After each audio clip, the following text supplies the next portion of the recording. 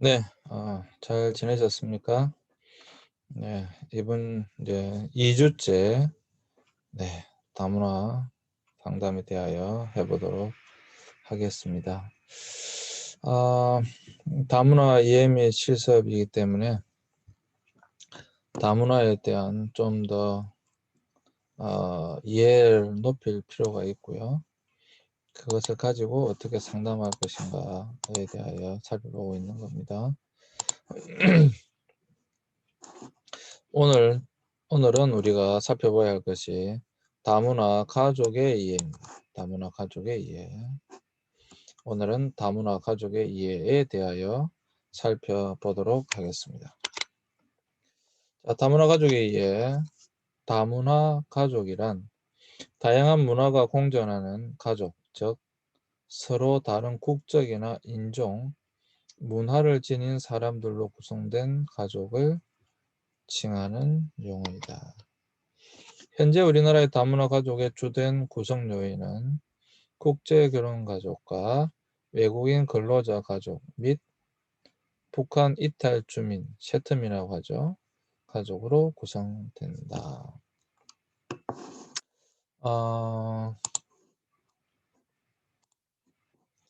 우리가 다문화 가족이라고 할 때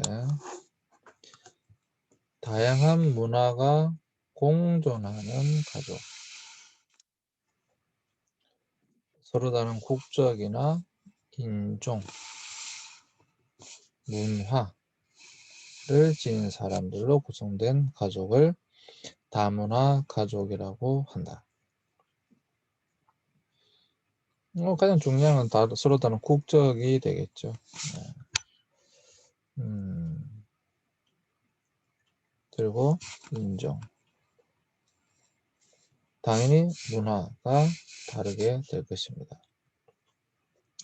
여기 있는 말 그대로 다문화이니까 결국에는 문화가 다른 사람들로 이루어진 가족이 될 것입니다.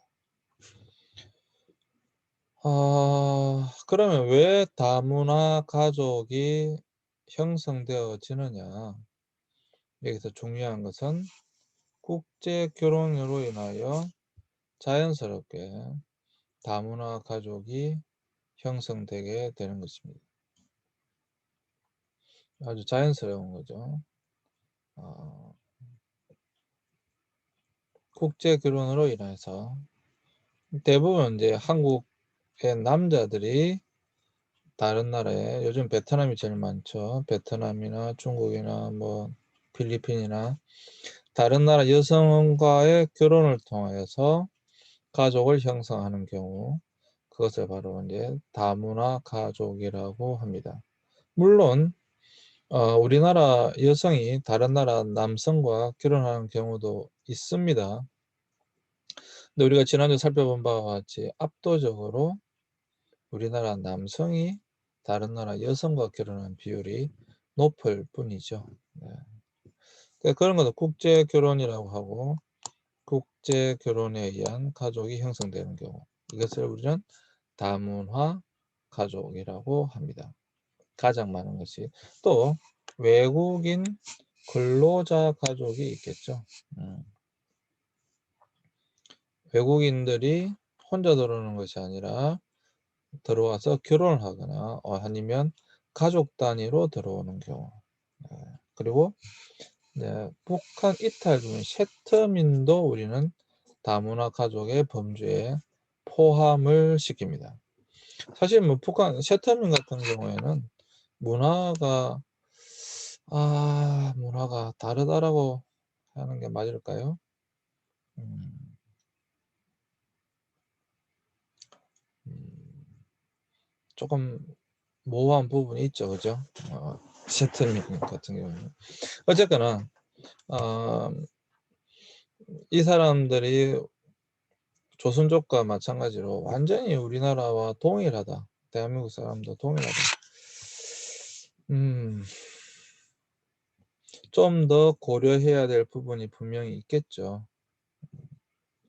그래서 북한 이탈 주민 세터민도 다문화 가족 속에 포함된다. 라고 하는 것을 알고 계시면 되겠습니다.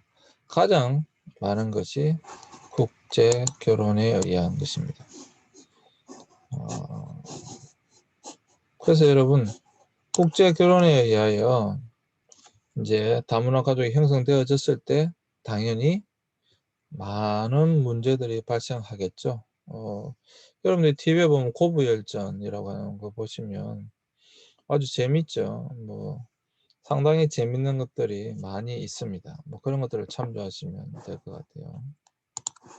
또 오늘도 일부분 나옵니다. 자, 그러면 다문화 가족의 유형에는 어떤 것이 있느냐? 국제 결혼 가족, 한국인과 외국인이 결혼하여 구성된 가족. 방금 살펴봤죠.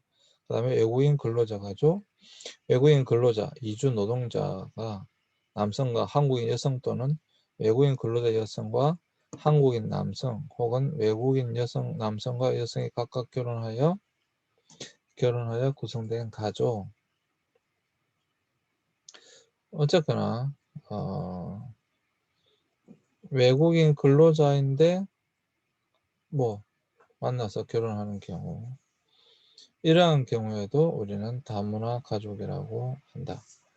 그래서 한국인과 외국인이 결혼하여 구성된 가족, 그리고 외국인 근로자 가족, 어쨌거나 만나서 다문화를 형성하는 것이죠. 자, 또 북한 이탈 주민, 세터민, 남자와 여자, 북한 이탈 주민과 한국인 또는 북한 이탈 주민과 외국인이 결혼하여 구성된 가족, 또 네, 다문화 가족의 범주에 들어갑니다. 왜냐하면 이게 그렇게 해야지만이 이들을 도울 수가 있어서 그래요. 효과적으로.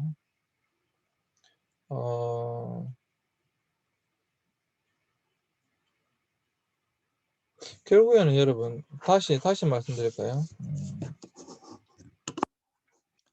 다시 여러분들에게 말씀드립니다. 자, 우리가 어떤 개인이, 여기는 가족이니까 어떤 가족이, 개인이나 가족이 도움이 필요합니다.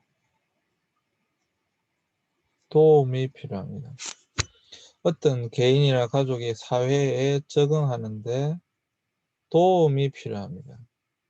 그러면 이 도움을 어떻게 받을 수 있느냐라고 하는 겁니다. 공동체에서 사회생활, 결국 사회에서 살아가는데, 사회 구성원으로 살아가는데 도움이 필요하다라고 했을 때 도와주는 거, 국가가 개입한다, 이게 사회복지입니다.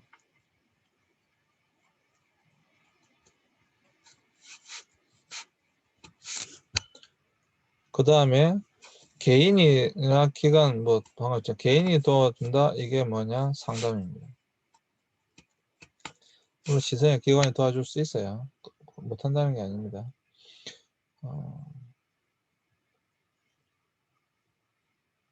그래서 이 사회에 부적응한 사람들을 효과적으로 돕기 위해서 누군가 도와줘야지만이 살아갈 수가 있다. 세트민도 마찬가지잖아요. 세트민이 우리나라에 지금 이제 월남에서 들어와 가지고 적응하는데 굉장히 많은 어려움이 있겠죠, 당연히. 그러니까 국가가 당연히 사회복지라는 제도를 통해 도와줘야 되겠죠. 그리고 이 사람들에게도 당연히 상담을 통해서 잘 살아갈 수 있도록 도움이 필요하겠죠. 그래서 이 세트민들도 다문화 가족 범주에 넣어 놓은 것입니다. 왜? 실질적으로 도움이 필요한 사람들이기 때문에 그렇습니다. 그렇죠. 당연히 이 사람들 도움이 필요하겠죠. 그래서 여러분 다문화 가족 유형 속에 이렇게 세트민도 포함되어져 있다 라고 하는 것을 여러분들이 기억해 주시면 좋겠습니다.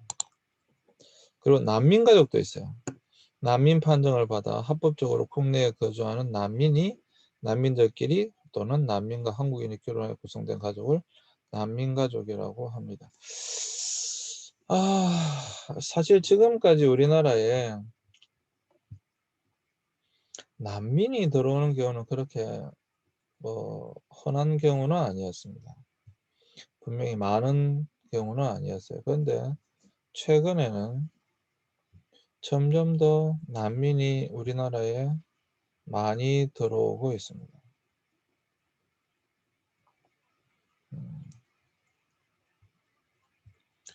사실 그렇죠. 저 중동에서 또는 아프리카에서 난민들이 이 먼 거리를 와서 대한민국까지 온다라고 하는 것이 사실 생각해 보면 여러분 정말 쉬운 일이 아니죠. 그런데 얼마 전에도 이슈가 되고 계속 이슈가 되고 있는 것들이 이 난민 문제거든요. 난민 지위를 부여할 것인가 부여하지 않을 것인가. 난민 지위를 부여하는 순간 또 마찬가지예요. 국가가 개입해서 그들을 도와줘야만 합니다. 난민이니까 난민 판정을 받으면 우리나라가 그 책임을 진다라고 하는 것이거든요. 그래서 우리나라가 그 사람들 받아서 책임을 지고 그 사람들을 다시 우리나라에서 잘 살아갈 수 있도록 도와주는 것. 그런 게 이제 필요하게 되는 겁니다. 그래서 난민으로 판정을 받으면 그때부터는 국가가 개입하고 또 상담이 개입해서 그들을 잘 이 땅 가운데 적응해 갈 수 있도록 도와줘야만 하는 것이죠. 자, 다문화 가족 유형 중에 1 외국인 가구도 있어요. 북한 이탈 주민, 세터민이 남자, 여자, 북한 이탈 주민과 한국인 또는 북한 이탈 주민과 외국인이 결혼해 구성된 가족인데, 한 사람이 외국인이다 이 말이죠. 그리고 혼자서 이제 있는 경우도 굉장히 많다라고 하는 것이죠. 자, 이제 이게 이제 굉장히 중요한 것인데, 자, 이건 중요한 거 보세요. 2018년 여성가족부에서 발표한 것을 보면 다문화 가구 수가 30만 6,995가구입니다. 30만. 엄청나게 많죠. 여러분 이거 엄청나게 많은 숫자 아닙니까? 30만이에요. 30만. 다문화 가구 수가. 그 중에 보시면 결혼 이민자 가구가 절대적이죠. 85.7%. 26만 2,969가구입니다. 절대적으로 결혼이 많다. 그죠? 결혼을 통한 다문화 가족이 많다. 절대적으로 많은 걸 볼 수가 있죠.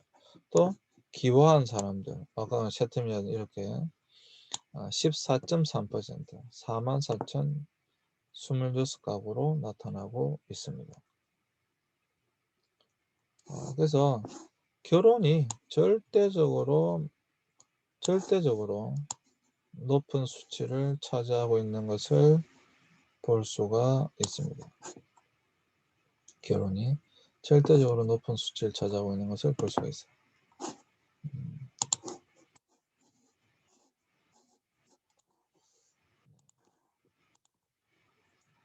그래서 다문화 가족 중 10년 이상 한국 거주자가 2009년 15.6%에서 2018년 60.6% 크게 증가했다. 이것도 상당히 고무적이죠.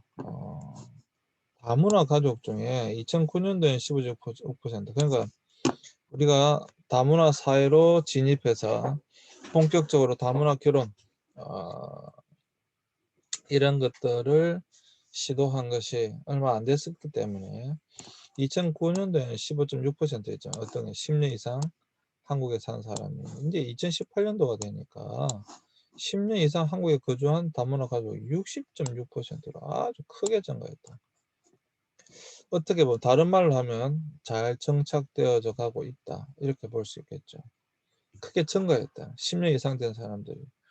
우리 주위에서 다문화 가족을 쉽게 볼 수 있죠. 근데 이제 또 다르게 보면 또 많은 문제들이 그 속에 있겠죠, 당연히. 다른 많은 문제가 있다라고 하는 것은 어떻게 하면 그들을 잘 도와야 될 것인가. 이런 숙제가 남게 되는 것이죠. 어떻게 하면 그들을 잘 도울 수 있을 것인가. 이런 숙제가 이제 우리에게 남게 되어지는 것입니다.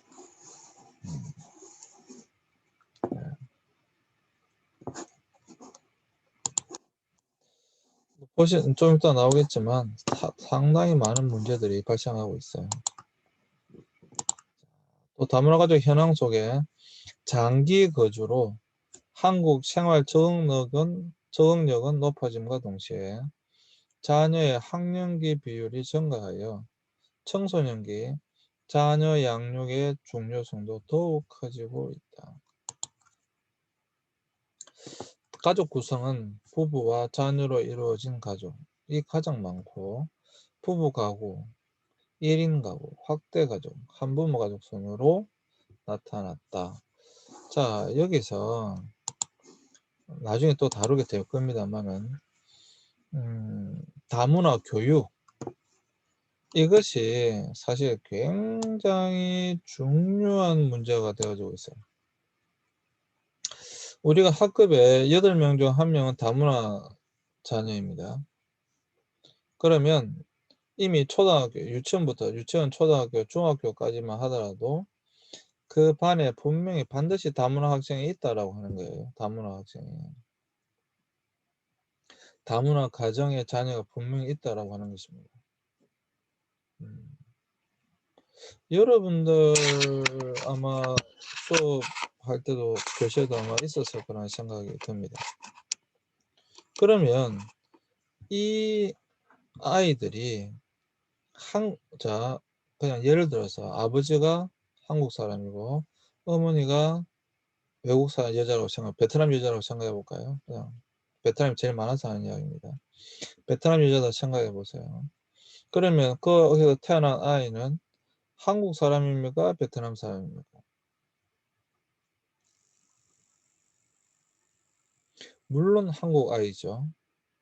물론 한국 아이지만 문화적으로 봤을 때 완전히 한국의 아이입니까? 베트남의 아이입니까?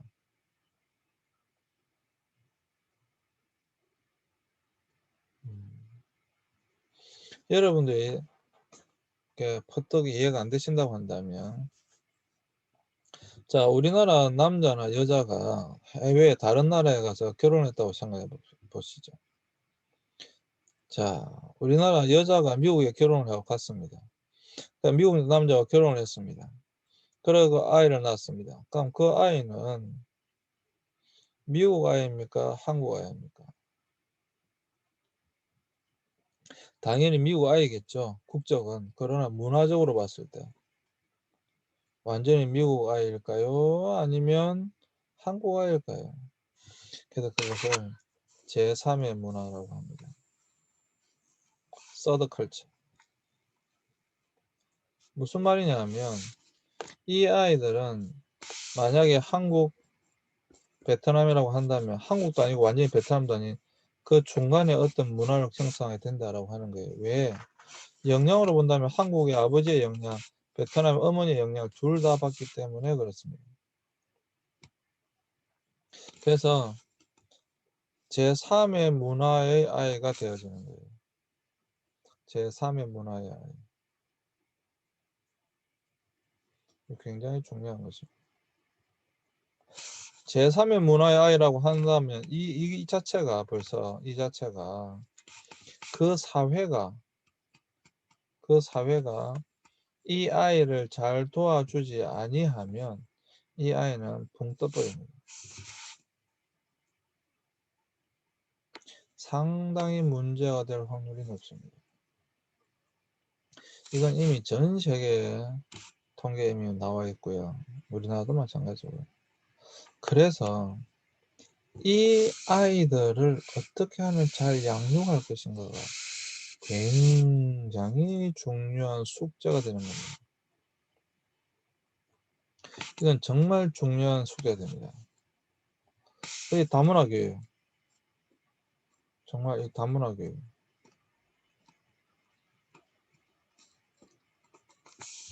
어떻게 할 것인가?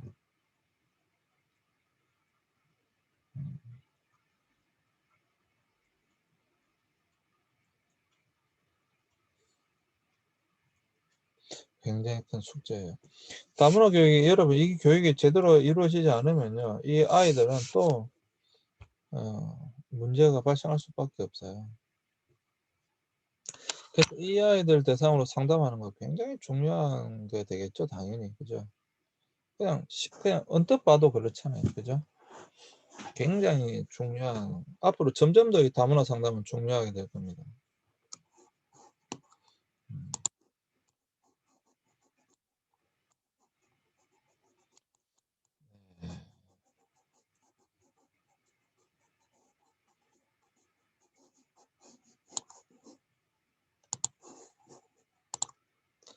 그 다음에 결혼 이주 여성들의 출신 국가별 현황을 보면 전체 16만 2,582명 중 조선족을 포함한 중국이 전체 36.6%를 차지하고 있고, 그 뒤를 이어 베트남, 일본, 필리핀, 태국, 캄보디아, 몽골 순으로 나타났다.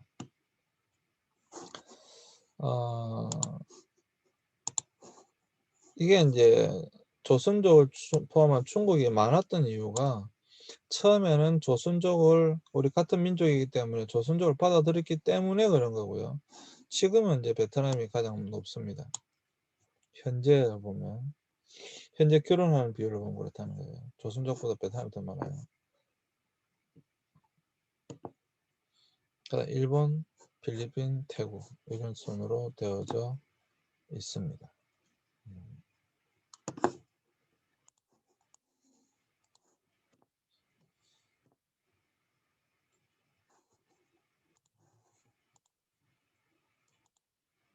그래서 다문화 가족의 혼인 상태는 92.1%가 배우자가 있는 상태이고요. 7.7%가 이혼 별거, 특히 배우자가 있는 가족의 결혼 배경이 과거에는 절반 정도가 결혼 중개업소를 통한 결혼이었으나 현재는 친구, 동료의 소개가 가장 많고 31.7%, 스스로 결정 24.8%, 결혼 중개업체가 21.4%, 가족 또는 친척의 소개가 18.4%, 종교기관 이런 순으로 나타났다.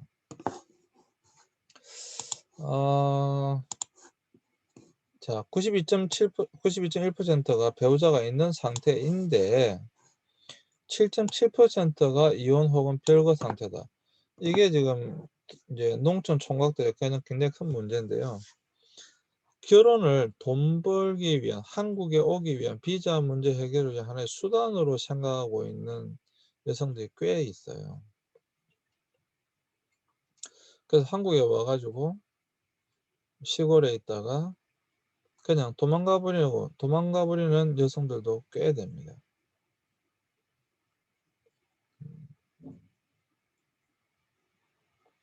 비자를 얻는 목적으로 결혼이라고 하는 것을 선택한 거죠. 그래서 이런 문제, 또 폭력이나 이런 부적응의 문제로 이렇게 되는 것도 꽤 많습니다. 잘 적응을 못해서 나타나는 현상이죠. 이러한 문제, 또 92.1%가 배우자가 있어 결혼 생활을 유지하고 있지만 그 속에 보면 또 다른 많은 문제들이 발생하고 있기 때문에 이러한 사람들을 어떻게 우리가 도울 것인가, 이것도 굉장히 중요한 숙제가 되겠습니다. 결혼 중개업자는 여러분들이 주위에 많이 보셨을 거예요. 이 다문화 결혼을 하나의 사업 수단으로 생각하고 결혼 중개업체들이 굉장히 많죠. 그런 결혼 중개업체들이 이제 돈을 받고 하다 보니까, 사업이다 보니까 무분별하게 하는 경우 굉장히 또 많은 문제들이 발생하고 있는 것을 우리가 보게 되어집니다. 실제로 정말 결혼 사기도 많고요. 정말 많은 문제들이 발생하고 있죠.